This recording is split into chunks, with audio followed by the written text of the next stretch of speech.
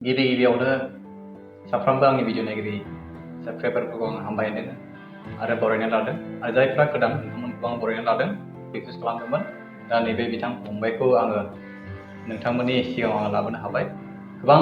खस्थ'नि गेजेरजों लाबोनो हादों बिथांनि डिटेल्स कालेक्शन खालामनायाव आं गोबां सम नांदों अब्लाबो नोंथांमोननि अननायाव आरो बिदिनो माखासे साबस्क्राइबारफोरनि अननायाव आङो नैबे बिथां फंबायनि डिटेल्सखौ आङो मोननो हाबाय आरो बिथांजों कन्टेक्ट खालामनानै लोगो मोनलायनो हाबाय दानो बे समाव आङो गिबियावनो साफ्रोमबो आंनि नायगिरिफोरखौ आङो आंनि चेनेलाव बरायना लाग्रोबाय आरो जायफोरा आंनि चेनेलखौ साबस्क्राइब खालामाखै होननानै नोंथांमोनखौ खावलायबाय नोंथांमोना साबस्क्राइब खालामदो नोंथांमोननि सापर्टआ आंनि थाखाय थुलुंगा जागोन आरो बेबायदिनो आङो मोजां कन्टेन्ट लाबोनो हाबावगोन बेनिखायनो आं आसा खालामबाय दानो गिबियावनो आङो नैबे फंबायखौ आंनि चेनेलाव बरायग्रोबाय हामबायसै दा बे समाव जोङो बिथांखौ मिथिखागौ बिथाङा गोबां बेबायदिनो मेथाइ खनबोबाय आरो बिथाङा जोबोद मोजां मेथाइ खनखायो जोबोद मोजां गारां दा जोङो बिथांखौ गिबियावनो बिथांनि सिनायथिखौ जों लाग्रोगोन गिबियावनो आङो फंबायखौ नोंथांनि सिनायथिखौ आङो होनो थाखाय खावलायनो आंनि मुङा रिंसार मोसाहारि आंनि गामिया बावरागुरि डिस्ट्रिक्टआ चिरां ओमफ्राय आंहा न'खराव फेमिलिफोरा गासै 9 जन दङ 9 फेमिलिफोर दङ बिमा बिफा बिदा फंबाय बिबाजैफोर दङ दा फंबाय नोंथाङाथ' बुंबाय नोंथांनि सिनायथिखौ नोंथाङा होबाय नोंथांमोननि न'खराव 9 जन दं होननानै नोंथाङा सिनायथि होबाय दा जोङो नोंथांनि बे लाइफ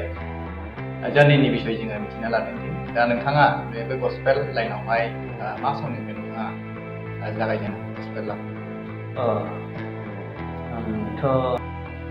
मेथाइ खननायाथ' उन्दैनिफ्रायनो एसे खनखायोमोन आं खननायालाय बिदिनो चार्चफोरावहाय मण्डलिफोराव इउथ सार्भिसफोराव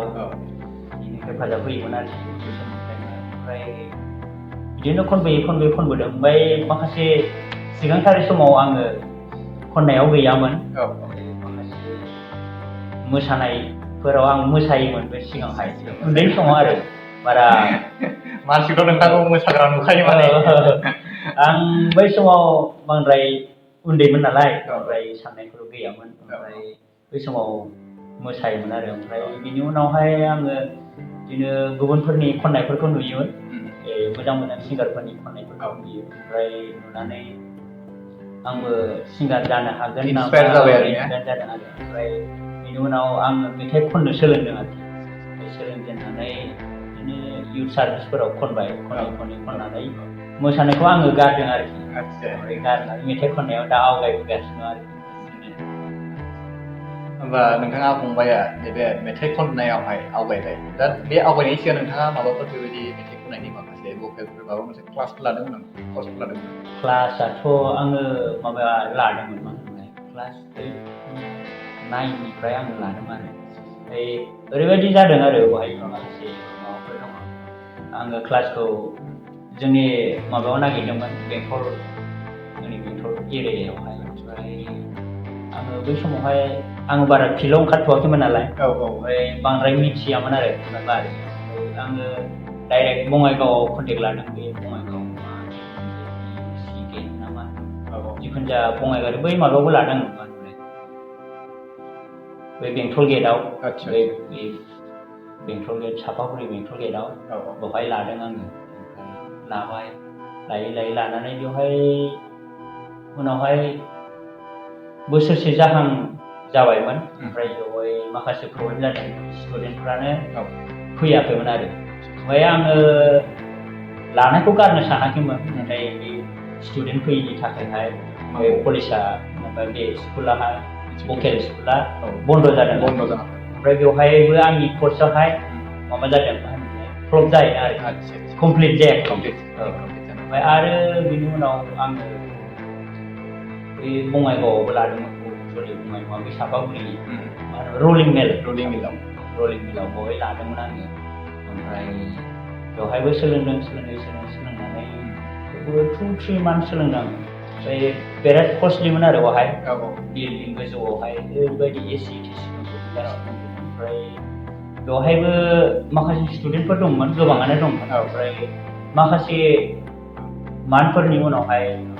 बिलफोरखौ बारायना होदोंमोन आरो माने बे मान्थलि फिसखौहाय फिसखौ बारायनानै होनायाव स्टुडेन्टफोरा बे बारा मोननानै बेवहायबो स्टुडेन्टफोरा फैयाखै आरो ओमफ्राय बेवहायबो आंनि माबाया आद्रा जानानै थाबाय। ओमफ्राय लास्टलि आङो जोंनि बेंटलाव फैदों। सार धनन्जय होननाय बिथांजों आङो लादों आरो ओमफ्राय बिथांजों आङो माखासे बोसोरफोरखौ बारहोनानै माखासे 2 इयार्ससो कमप्लिट जादों आरोखि। 2 इयार्स बेयाव भकेलावथ' माबासो थायो नालाय 6 इयार ना 5 इयार ना 6 इयारजोंसो बिसाराव जायो नालाय। ओमफ्राय आङो कमप्लिट खालामनो हायाखै आरो दाबो 2 इयार्सल' आङो माबा खालामनो हादों। दा बेनो आदसा बेनिफ्राय नोंथाङा आरो दा 2 इयार्स खालामनो हाबाय, बेनिफ्राय आरो नोंथाङा माबा मोनसे खालामनो गोसो दं नामा? आंथ' सानो साननाया आङो क्लासिकेलखौ आं लाबावनो सानो। आं मालाबा सानो आंनि फरायनाया जोबोब्ला आङो क्लासिकेलखौ लाहैबावनोसै, एसे जेनेबा इमप्रुभ जाबावो खोमा बिदि सानो आरोखि आं। दा ओमफ्राय फंबाया दा नोंथाङा ओरैनो दा मा मावना दंथ'यो? दायोथ' आङो फरायगासिनो दङ। आङो माबायाव फरायो, क'क्राझार शालं बाइबेल कलेज दङ, बेयाव आङो BTS कर्स लागासिनो दङ, बेचलर अफ थिय'ल'जि। बेसेबां बोसोरसो आङो दा 4 इयाराव दङ, लास्ट इयाराव कमप्लिट जानोसै आरोखि। नोंथांखौ लोगो मोननानै आं जोबोद गोजोननाय मोनबाय। दा माने अडियेन्सफोरा गोबां बेबायदिनो खावलायबाय थादों, रिकुवेस्ट खालामबाय थादों नैबे बिथां फंबायखौ माने भिडिअ लाबो होननानै गोबां माने खनले खालामदों। आरो बिदिनो साबस्क्राइबारफोरा खायसेया माने आंखौ दुखु मोनलायदों, माने बिथांखौ मानो लाबोआखै, नोंथाङा बेबायदिनो भिडिअ आपल'ड खालामो ओमफ्राय जों कमेन्ट खालामबा जोंनि कमेन्टखौ रिप्लाइ खालामा, नोंथाङा सम गैया नामा, बेस्थ' नामा, बेफोरबायदि माबा मोनसे खोथा बुंलायनाय जादों आरोखि। नाथाय आङो नोंथांमोनखौ दुखु मोनाखै, नोंथांमोना आंखौ हेफाजाब होयो आरो बेबायदि होलांगोन होननानै आं आसा खालामदों। माने आङो बिथांखौ लोगो मोननाया एसे गोबाव सम जाबाय। बेयो जाहैबाय बिथांनि डिटेल कालेक्सनखौ आङो खालामनायावहाय सम नांदों। आङो बिथांनि कन्टेक्ट नाम्बार आंनाव गैयामोन आरो बिथांखौ आं सिनायाखैमोन। बेखौ आङो माखासे बिराद माने कालेक्सन खालामबोयै लास्ट मुभमेन्टआवसो आङो बिथांखौ मोननो हाबाय आरो दिनैनि बे समाव आङो बिथां फंबायखौ आङो लोगो मोननो हाबाय आरो नोंथांमोननि रिकुवेस्टनि दुरै आङो दा नोंथांमोननि सिगाङाव नैबे फंबायखौ आङो लाबोबाय। दा बेनिखायनो नोंथांमोनखौ खावलायबाय, नोंथांमोना बे भिडिअखौ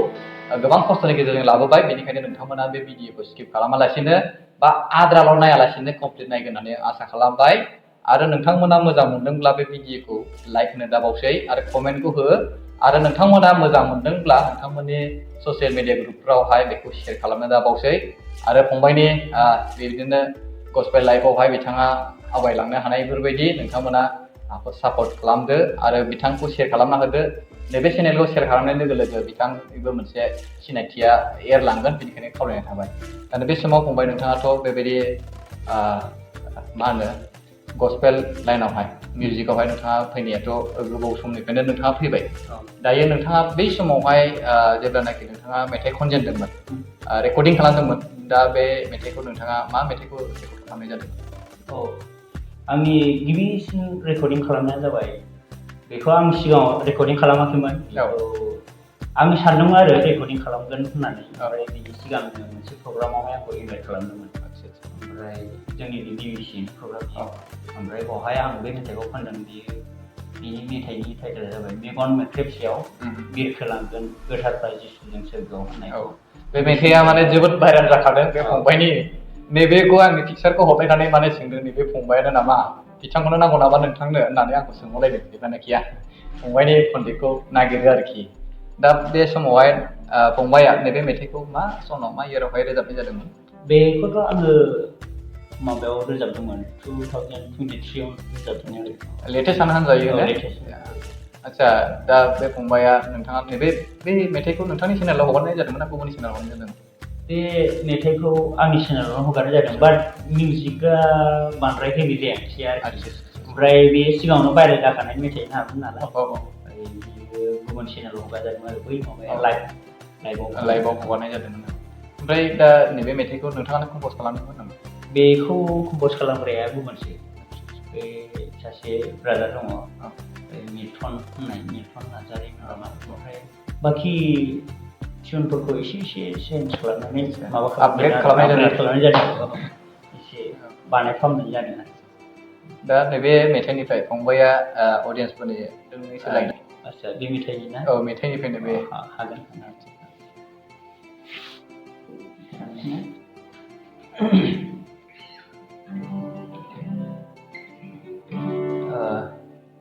गगा मोननानै गारामाया एसे बोरैबा जादों आङो मेन स्केलाव खनालासिनो एसे गोजौ स्केलाव खननि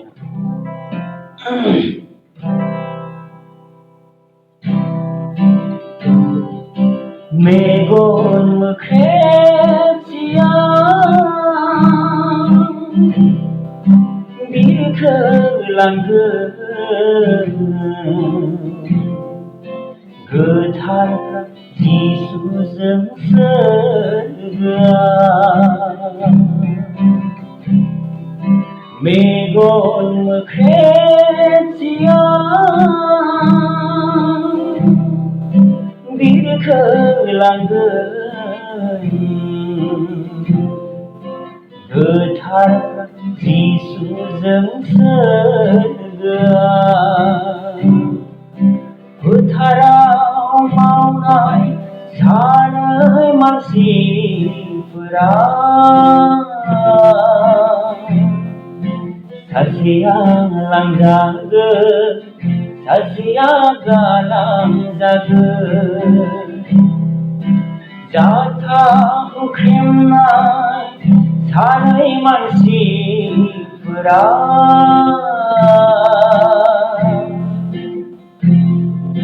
सासेया लांजागोन सासेया गालांजागोन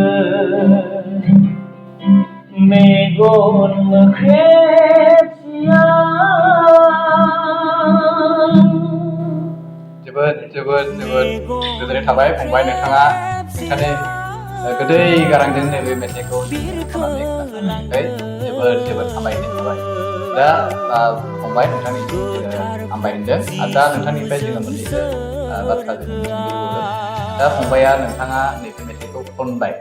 फार्स्टआवहाय नोंथाङा बेखौ खनदों दिनैसिमाव नोंथाङा ओरैनो बे दोंबेसेसिम जाखो मेथाइ खननाय मेथाइ अडिअ बानायनायाथ' दिनैसिमाव आं दोंबासोल' मेथाइ बानायनो हादों दोंबा बे नोंथांनि चेनेलावनो हगारनाय जादोंमोन नामा आंनि चेनेलावथ' नङा गुबुन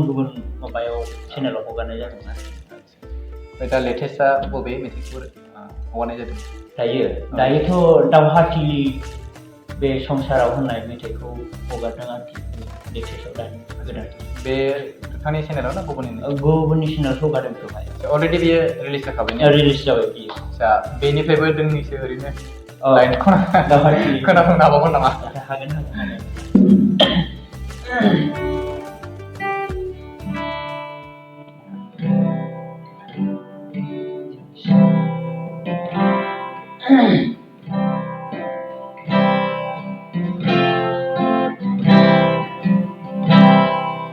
दावहाथिलि बे संसारा देरहानांगोन इसोरनि बोसोनजों दावहाथिलि बे संसारा देरहानांगोन इसोरनि बाथ्राजों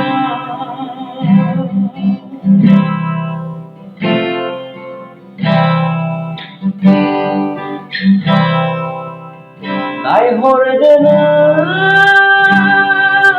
हनै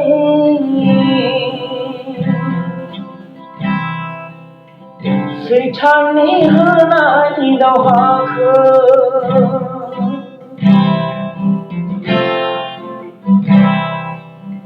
नायहरदो नों हनै सैताननि आखुखौ देरहानांगोन इसोरनि बाथ्राजों फेजेननांगोन नों इसोरनि बोसोरजों दावहाथिलि बे संसारा देरहानांगोन नों इसोरनि बोसोरजों थेंक इउ जोबोद जोबोद हामबाय बावबाय दानोबो बे समाव नोंथाङा जोबोद मोजां मेथाइखौ जोंनो खोनासंनो थाखाय दायो फंबायनिफ्राय जोङो बिदिनो मिथिनो लुबैबावदों दा फंबाया दिनैसिमावहाय नोंथांनि मेथाइआ अलरेडि 5टा मोनबा रिलिज जाखाबाय होनदों आरो बेनिफ्राय खनबावनांगौ दंबावो नामा ओमफ्राय ओरैनो दिनैसिमावहाय बानायबावनांगौ रेकर्डिं खालामबावनांगौ मेथाइआथ' फैनांगौआथ' दंमोन दंनायालाय ख्रिस्टमासनि सासे ब्रादार इउटुबार दं सासे प्रडिउसार दङ बिथाङा आंखौ इनभाइट खालामदोंमोन ओमफ्राय माखासे आंहा प्रब्लेमफोर जानानै दङ गगा मोननानै एखेबारे जा स्केलाव मेथाइखौ खननांगौ बे स्केलावहाय आङो हाया जानानै दं आरोखि माने हाब्लाबो मोनसे गावनाया फैयाखै माने भइसआ गावस्रायो आरोखि ओमफ्राय बेनिखायनो एसे थाथ'नांगौ गोनां जादों आरोखि फैनाया फैगोन ख्रिस्टमासनि फैगोन ख्रिस्टमासनि सिगांनो जागोन ख्रिस्टमासनि सिगां फैनो हागौ आरोखि दा फंबाया बे अडिअ'नि अनगायैबो नोंथाङा बबेबा बेफोरबायदि लाइभ पारफरमेन्स प्रग्रामफोर खालामो नामा प्रग्रामाथ' खालामो जेब्ला आंखौ इनभाइट खालामहरो अब्ला प्रग्रामाव थाङो थांनायालाय दा फंबाय नोंथांनिफ्राय जोङो बिदिनो फंनैसो मिथिनो लुबैदों दा नोंथाङाथ' दासिमाव माने फरायगासिनो दं होनना बुंदों दा नोंथांखौ जुदि गुबुननिफ्राय जुदि गोजाननिफ्राय इनभाइट खालामोब्ला नोंथाङा सम होनो हागोन हाया दाथ' आंनि कर्सआ जोबनोसै दायो नैबे माबायावहाय कलेजाव हस्टेल थानाय समाव हस्टेलावथ' माखासे रुल्स थायो नालाय रुल्सफोर थायो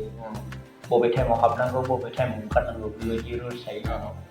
कलेजनि अथ'रिटिजों सोलिनांगौ जायो ओमफ्राय बेनिखायनो दा नैबे हस्टेल थानाय समावहाय बबेबा गोजान जायगाफोराव जेनेबा जोंनि डिस्ट्रिक्टखौ बारनानै अदालगुरि बायदिसिना बेफोरबायदिफोरावहाय आङो सानथाम सानब्रैनि प्रग्रामफोरखौ सम होनो हानाय नङा आरोखि नैबे मास मोनसे मोननै मोनथाम मास मोनथामल'सै आंनि मा मासाव जोबहैगोन नोंथांनिया आंनियाथ' मार्चआवनो जोबगोन मार्चआव जोबहैगोन मार्चनिफ्राय बिथाङा फ्रि जागोन मार्चनिफ्राय आङो फ्रि जासिगोन आरोखि बिथांखौ जुदि नोंथांमोना नांगौ नोंथांमोननि प्रग्रामाव नांगौ होननानै बुङोब्ला बिथांखौ मोननो हागोन आरो बिथांखौ कन्टेक्ट खालामनो थाखाय नोंथांमोना नैबे भिडिअनि डिसक्रिपसनाव नोंथांमोननि वाट्सएप नाम्बारखौ हरदो आरो बेवहाय जोङो सावरायनायनि गेजेरजों नोंथांमोना रिप्लाइखौ होगोन बिथां फंबायजों आङो सावरायनायनि गेजेरजों नोंथांमोना रिप्लाइखौ होगोन बेनिखायनो नोंथांमोननि प्रग्रामखौ जुदि नांगौ होननानै बुङोब्ला बिथाङा अलरेडि बुंखाबाय मार्चनिफ्राय बिथाङा फ्रि जागोन बिथाङा जेरावबो थांनो हागोन होननानै बिथाङा बुंदों आरोखि दा फंबायखौ हामबाय होनदों नोंथाङा जोबोद मोजां गारांजों जोंनो मेथाइ खननानैबो खोनासंहोबाय आरो गोबां खस्थ'नि गेजेरजों फंबायाबो दिनैहाय आंजों नुजाफैबाय नोंथांमोननि हांख्रायनाय बा खावलायनायनि जुगेदि बिथांखौ आं मोननो हाबाय बेनिखायनो आं बिथांखौबो हामबाय होनदों आरो नोंथांखौबो हामबाय होनदों आरो दानो बे समावहाय जोङो फंबायनिफ्राय बिदिनो फंनैसो मिथिनो लुबैबावदों दा फंबाया दिनैसिमावहाय गोबां बोसोर बिदिनो गस्पेल लाइनावहाय फैबाय बिदिनो लाइभ पारफरमेन्सबो खालामबोबाय दा फंबाया दिनैसिमावहाय माबायदि एक्सपिरियेन्सखौ मोनबोखो जेनेबा आंनि एक्सपिरियेन्सआ बिदिनो जेन'बा आङो सिगाङावहाय मेथाइफोरखौ बांद्राय माबानो रोङामोन खननो रोङामोन ओमफ्राय खननो रोङामोन माने खननाया खनोमोन होमब्लाबो बांद्राय मिथियामोन आरो फिल्डआव ओंखारफेरामोन नालाय जेनेबा मा होनो माबा अडिअ बानायनायनि सोमोन्दै माबोरै बानायनांगौ माबोरै खननांगौ स्टुडिअफ्राव माबोरै खननांगौ बेफोरखौ मिथियामोन आरोखि माने लाइभ दामनानैसो खननो सानदोंमोन नामा बेबायदि सानदोंमोन आं मिथिफेरामोन नालाय बिदिनो लाइभआव खननाय बायदि जायो नामा बेबायदि सानोमोन आरोखि बेबायदिथ' नङा ने बेबायदिथ' नङा अलरेडि माने मिउजिकआ रेडि जाखाबाय बेनिफ्रायसो मेथाइ खननाय बेफोरबायदि जायो ओमफ्राय दा सिगांनिफ्राय बिराद माने एसे इमप्रुभ जानाय मोनदों आरोखि माने गावखौनो गाव जालांबावगोन होननानै आंबो फोथायो इसोरनि अननायजों जालांबावगोन एक्सपिरियेन्सखौ मोनबोबाय दा नोंथाङा पाब्लिकनिफ्राय माबायदि रेसपन्सखौ मोनो अडियेन्सफोरनिफ्राय पाब्लिकफ्राथ' बिदिनो मोजां मोनो बेबायदिनो सापर्ट होयो आरोखि ओमफ्राय ओरैनो गस्पेल मेथाइ खनग्राफोरखौ सापर्ट होयो अननायखौ मोनो आरो बयनिफ्रायबो ओमफ्राय दा फंबाया नोंथाङाथ' अननायखौ मोनो होननानै नोंथाङा बुंबाय अडियेन्सफोरनि दा नोंथाङा अडियेन्सफोरनिखौ मा मेसेज होनो सानो नोंथांनिफ्राय आंनिफ्राय बेनोसै बुंनांगौआ मा होनो जायफ्रा बेबायदि खन्नायावहाय आवगायबोगासिनो दङ जेनेबा फंबाय बिनानावफोर एबा बिदाफोर जेनेबा आंबो सासे माबा रोंखानाय बेबायदि बांद्राय रोंगौथि गोनां नंखाया अबयसे आंबो सासे नोंथांमोनजोंनो एखेयानो होनजायो आंबो सासे दावगाफुगासिनो दङ दासो आङो जौगानो नाजागासिनो दं आरोखि आं गावनो गाव माने ओमफ्राय बेबायदिनो आं बेखौनो बुंनो सानो फंबाय एबा बिनानावमोनखौ माबा खन्नायावहाय एखेबारे माबाया गोनांथिथार आरोखि माने क्लासिकेल लायोब्ला बहुद साबसिन आरोखि बहुद इमप्रुभ जागोन जुदि नोंथाङा खनखायो नोंथाङा मेथाइ खनखायो चार्चफोराव खनो बेबायदिनो गोबां माबाफोराव कलेजफोराव एबा स्कुलफोराव खनो नोंथांमोना मा होनो क्लासिकेल लायोब्ला बहुद साबसिन आरोखि क्लासिकेल लानाया जोबोद गोनां आरोखि माब्लाबा समावहाय नोङो बबेबा मोनसे पार्टखौ हायाब्ला जुदि नोंथाङा क्लासिकेल लायोब्ला नोंथाङा इजिलि हागोन आरोखि ओमफ्राय माखासे फर्मुलाखौ बाहायनानै फर्मुलाफोरखौ बाहायनानै ओमफ्राय माबायदि मेथाइआव हाइ गयोब्ला बेबायदि गावहैनाय नङा एबा माबा जाहैनाय नङा गाज्रि जानाय नङा बेफोरबायदिखौ मोनथिगोन आरोखि एडभान्स नलेजआ फैगोन ओमफ्राय बे मोनसे जोङो हागौमानि नोंथांमोना मा होनो हाइ पार्टखौहाय प्रेक्टिस खालामनो नाजानांगौ जिखुनु मेथाइआनो जाया मानो हाइखौहाय बांसिन प्रेक्टिस खालामनो नाजानांगौ आरोखि जुदि नोङो हाइखौहाय प्रेक्टिस खालामनानै नोङो हाइखौहाय कमप्लिट हाजोबखाबायब्ला हाइआव नोंथाङा पारफेक्ट जाबायब्ला ल'आ गावनो गाव हारसिंनो फैखायो इजिलि फैखायो ल'आ हारसिंनो फैफाखायो आरोखि जुदि नोंथाङा हागौमानि हाइआव खननो नाजा बांद्रायबो हाइ नङा बांद्रायबो हाइब्ला गाज्रि जागोन एसे मिडिलाव आरोखि बेबायदिनो हाइखौ कमप्लिट खालामनो हायोब्ला ल'आ गावनो गाव फैखायो आरोखि ल'आवबो प्रेक्टिस खालामनांगौ माब्लाबा समाव हमथानांगौ जायो बेबायदि आरोखि आदसा दा फंबाया नोंथाङा नैबे जाखांफुनाय फंबाय बिनानावमोनखौ नोंथाङा जोबोद मोजां थुलुंगा होबाय आरो इनकारेज खालामबाय आरो बिथांखौ नायनानै नोंथांमोनाबो इन्सपायार जादो आरो दायो बिथांनिफ्राय जोङो मिथिनो लुबैदों दा नोंथाङा नैबे अडियेन्सफोरखौ नायगिरि साफ्रोमखौबो बेवहाय आदै मादैमोन जानाय सोमोन्दोआव बिथांमोनाबो नायदों जानो हागौ दा बिथांमोनखौ नोंथाङा माबायदि नोंथांनिफ्राय एक्सपिरियेन्स बा मेसेजखौ होनो लुबैदों जायफोरा नोंथांखौ अनबोदों आरोखि सापर्ट खालामबोदों आं बिथांमोनखौ जोबोर हामबाय होनो गिबियावनो बिथांमोननि अननाय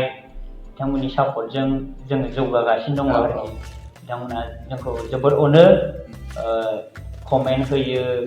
गड ब्लेस इउ बेबायदि जौगालांबाय थाथों बेबायदि गोबां कमेन्ट मोजां कमेन्टफोरजों जोंखौहाय सापर्ट होयो आरोखि ओमफ्राय थुलुंगानाय मोनो गावखौनो गाव आं ओरैबायदि सानो माब्लाबा कमेन्टफोरखौ नुनानै बा जोंखौबो एसेबां अनग्रा मानसिफोर दं माने बेबायदि सानो आरोखि माब्लाबा समाव माब्लाबाफोर मेथाइफोर हगारनाय समाव फोराव नायोब्ला गोबां माने अननायखौ नुयो आरोखि गोबां सापर्ट होयो जोंखौहाय सोरबा लाइक होनायजों कमेन्ट होनायजों गोबां बेबायदि सापर्टखौ होयो आरो आं बिथांमोनखौ जोबोर हामबाय होनो जोंखौ बेबायदिनो नोंथांमोननि सापर्ट होबाय थायोब्ला नोंथांमोना जोङो सानसे जौगालांनो हागोन आरो सासे साक्सेसफुल सिंगारबो जाहैनो हानो हागौ आरोखि नोंथांमोननि अननायजों आरो नोंथांमोननि प्रेयारजों इसोरनाव बिनायजों बेबायदिनो जों साक्सेसफुल जानो हागौ आरोखि आङो खावलायो बेखौनो नोंथांमोना कन्टिनिउलि जोंखौहाय सापर्ट खालामबानो जाबाय खावलायो आरोखि आदसा ओमफ्राय बिनि अनगायैबो फंबाय नोंथांनाव माबाफोर बिदि इउटुब चेनेलफोर दं नामा आंनावथ' इउटुब चेनेल दङ दंनायालाय बे इउटुब चेनेलनि नामा रिंसार मुसाहारि अफिसियेल आरो स्पेलिंआ माबोरैनो रिंसार रिंसार मुसाहारि RINGSAT मुसाहारि बे माने सार्टआवहाय माखासे मिस्टेक जायो नालाय बेनिखायनो सोंनाय जाबाय माने SATHबो होयो खायसेया SADबो होलाबायो बेनिखायनो स्पेलिंखौ सोंनाय जाबाय दा बे फंबायनि बिथांनि चेनेलनि जिथु लिंक बेखौ आं नैबे भिडिअनि डिसक्रिपसनाव होनाय जागोन नोंथांमोना बे डिसक्रिपसनाव थांनानै बिथांनि भिडिअ बा बिथांनि चेनेलनि लिंकआवहाय थुनानै बिथांनि पेजाव थांदो आरो बिथांनि चेनेलखौबो सापर्ट खालामदो साबस्क्राइब खालामना होदो आरो बेल आइकनखौ थुनो दाबावसै बेल आइकन थुआबा नोंथांमोना भिडिअखौ मोननो हानाय नङा जास्ट माने साबस्क्राइब जागोन बेनिखायनो खावलायनाय थाबाय नोंथांमोना साबस्क्राइब खालामनाय लोगो लोगो बेल आइकनखौ जेन' अल खालामना लायो बेनिखायनो खावलायनाय थाबाय बे समाव आङो फंबायखौ जोबोद हामबाय होनदों दा नोंथाङा बेबायदि बेसेन गोसा समखौ होनायनि थाखाय बे समाव हामबाय होनदों थेंक इउ